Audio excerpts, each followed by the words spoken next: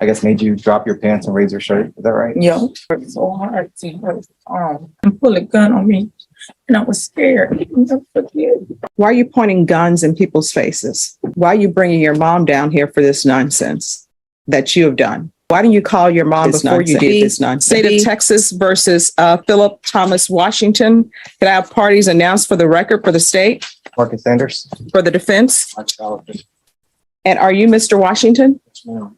All right. In each of the cause numbers, you entered a plea of guilty. And cause number 2022 CR 3498B, you entered a plea of guilty to count 1.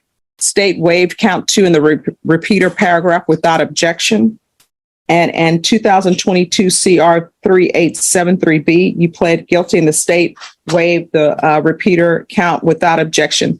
In each cause, I found that there was sufficient evidence to find you guilty, and the court found you guilty. According to the plea bargain agreement, there's no application. Each case is to run concurrent. There are several cases that are being taken in consideration, and the state is asking that your sentence be set at a cap of 22 years. Have both parties had a chance to review the PSI report? Yes, Judge. Yeah. Any objections to the PSI report? None from the state. State, do you have any witnesses? Yes, Judge. How many witnesses do you have? 1. All right, if you can call your witness. State calls Cynthia Martis.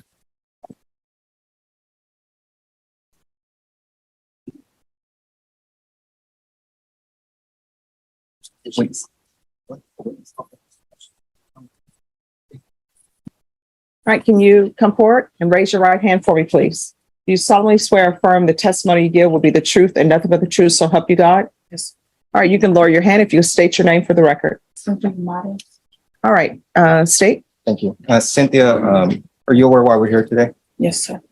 Are you one of the victims in cause number 2022 CR 3498B? Yes. And the judge is familiar with the facts of the case. I just want to go over a few details that may not have been in the report. What were you doing? Or what were you at first? Where were you at that day? I was at home sitting on my chair, like I usually do, sit with my door open, and I was there with my friend, just sitting there watching TV, listening to my news, and I do volunteer work behind, and he was one of the people that helped me, get volunteer work, and I was helping him out as a place to stay, so he was there. Okay. So let me ask you another question. How long had you been in that apartment? About a week and a half. Okay. You said you were sitting there with the door open? Mm-hmm. Okay. And the person that was with you, was that Kenneth? Yes. Okay. And you knew him from where you do volunteer work? Yes. What kind of volunteer work do you do? I was helping at the Travis Street Park Church, which is where he works. And what do y'all do there? Everything. I usually work in the clothing room, and he runs the showers, the food. He tells everybody where to go. You do this, you do that, you do that. And so on that day, the co-defendant came up to you, right? The female? Yes. And I thought I knew her, but because I know a lot of people, but I help out. I feed people too on the side. So, remember all their faces. Some people just need a shower. Some and hey, go ahead, take a shower. Okay. And so that's why you let her use your phone? She didn't use my phone. Oh, whose phone did she use? She didn't have a phone. She made an excuse that she had left her phone in her car, and she looked like she was stressed out. So she left my house, and she said, "Oh, I left my phone in the car." Then she goes down. She comes back with a guy. I don't know who she is. The guy that helped me, with the volunteer work in, knew them. I have never seen these people before. Did they enter into your apartment? Yeah, because my door was open. They came and they said, "Do you remember me?" And I thought I did, but I really didn't. She said, "Come on." They let me go. Who was it that had the gun? This guy. Had you ever had a gun pointed at you before? Never in my life. When he pointed at the gun at you, what did he take from you? He took my purse. It was rent time. So I had just been to the bank and, so I had my rent's $800, had enough money to pay my rent. And then all the bills are coming up. It's like, beginning first of the month, all that stuff. So he took everything I grabbed when to call the police. He said, give me that. Everything I pulled out, give me that. And I was scared because there's a gun in my face. The report mentioned that he, I guess, made you drop your pants and raise your shirt. Is that right? Yo, And then afterwards, you said they took your phone. Did you end up finding pictures that were taken from your phone? yes, Was the defendant in those pictures? yes. And how has this offense affected you? Like, how are you dealing with it? I still have my door open because I think as long as I pay my rent, I have that right. But it just reminds me that somebody could just walk in and take your life, blow your head off, and not think about it. And you've done nothing. What did I deserve to have somebody come and take my money that I work for? I work 2 jobs. I do home health care. And I don't know why I was targeted. I worked so hard to help people, to have these strangers walk into my life and pull a gun on me. And I was scared. I never forget. Because he could have just killed me. You know, some people might rob you and say, okay, I got everything and go, but I couldn't take a chance. My friend, he said, he wouldn't empty his pockets. He said, you know, screw you, excuse my language. But I was scared. I never had this happen to me before in my life. Why? And it's a memory I'll never forget because it could have been. I could not be here today had he chose to pull that gun. Why? Your Honor, we'll pass a witness. All right, thank you. Defense, do you have any witnesses? I have one gun. Yes, have them come forward. Cheryl Washington. Cheryl Washington.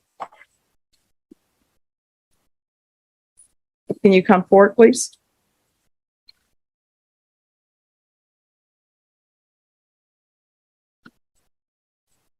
All right, if you can raise your right hand for me, please. Do you solemnly swear or affirm the testimony you give will be the truth and nothing but the truth, so help you God? Yes, ma'am. All right, you can lower your hand. State your name for the record. Cheryl Washington. All right, defense. Ms. Washington, you're the mother of Philip Washington. Yes, sir. Okay. Can you verify some of the things that I showed you in the pre-sentence investigation? Yes, he's been, as a child, he was kind of bipolar and, you know, he had some effects. Does that continue his mental condition into His mental juvenile? condition into juvenile, yes. And recently, when all this crime was happening with him, what was changing in his life? What was going on there? Well, I think drugs came effect in his life. Did he become addicted to methamphetamine? Yes, he did. Yes, he had did. a new girlfriend that was running around. And with him. that's where he met. Before then, he wasn't doing. He came out from the 10 years that he previously had and was doing good. And when he met her, it went downhill. How long was he doing good? He was doing good the time he got about, I'd say 7 months the time he was out. But when the methamphetamine was, it just He lost all control. passed. All right, thank you. No question. That's all for me. Yes, thank you so much. Any other witnesses? All right, Mr. Washington, anything you wish to say? All right, you want to raise your right hand? Do you solemnly swear or affirm the testimony you give will be the truth and nothing but the truth, so help you God? All right, you can lower your hand. I think they're gonna have questions for you. All right, so here's my question. Why are you pointing guns in people's faces? I have no excuse. Why didn't you get a job? I have a job at Toyota. So why are you taking money from somebody who's working 2 jobs to support themselves? Influence. It's not really an excuse, Your Honor. Why are you bringing your mom down here for this nonsense that you have done? Because this is what I've discovered. People, when they get in trouble, who do they always call? Their mom. Why didn't you call your mom before you did this nonsense? How old are you? 2 years old. So you're old enough to know better. And a lot of people have problems in their life. I know a lot of people who have mental health issues, a lot of people who have drug issues. This is not the way to go. You could end up killing her. You could end up getting killed yourself. All right. All right. Is there anything else? Because the court is going to make its ruling. All right. Then each of the cause numbers, the court is going to sentence you to 22 years in the prison, give you credit for any time served. There's a $500 fine. And each cause number's time and money run concurrent. There's an affirmative finding of deadly weapon in each cause number. Cases taken in consideration are 2022 CR 3501, JN numbers 2049196,